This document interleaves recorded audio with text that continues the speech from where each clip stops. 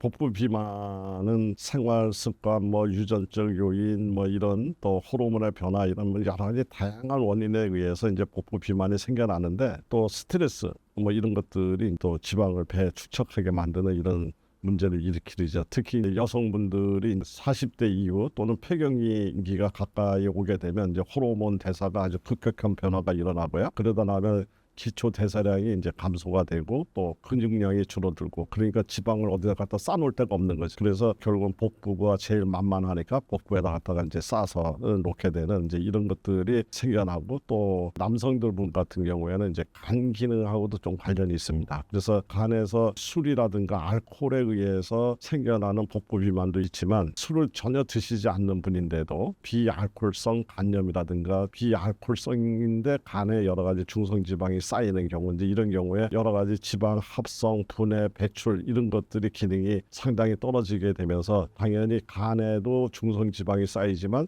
그 넘쳐나는 그런 지방들이 전부 다 복부로 이제 이동을 해서 서로 악 영향을 끼치는 어떤 순환고리로 이제 가는 경우가 종종 있습니다. 그래서 호르몬 대사, 간 기능 대사 뭐 이런 거하고도 관련이 있다. 이제 이렇게 얘기를 할 수 있겠습니다. 복부 비만은 요즘 시중에 많이 이야기하는 것 중에 쓰리고를 갖고 있습니까? 뭐 이렇게 이야기를 하시는 분들이 있더라고요. 쓰리고 하면 고지혈, 고혈압, 고혈당. 예, 우리가 대표적인 성인병을 얘기하는데 여기에 플러스 비만. 네, 이렇게 해서 지금 이런 것들을 우리가 이야기를 할 때 고혈압이 있어요, 당뇨가 있어요, 뭐 비만이 있어요 이렇게 설명하지 않습니다. 이제 이런 소위 얘기해서 4대 질환 중에 2가지가 겹쳐져 있는 경우에 우리는 이것을 대사성 질환이라고 이제 이야기를 합니다. 그러니까 대표적인 어떤 대사가 정상적으로 진행이 되지 못해서 일어나는 질환이기 때문에 이것을 우리가 굉장히 위험한 건강한 장수를 방해하는 요인으로 우리가 평가를 하고 있고요. 특히 현대인들 같은 경우에 여러 가지 환경적 요인에 의해서 호르몬 교란이라든가 또는 스트레스 속에서 우리가 생활을 하고 있기 때문에 상대적으로 또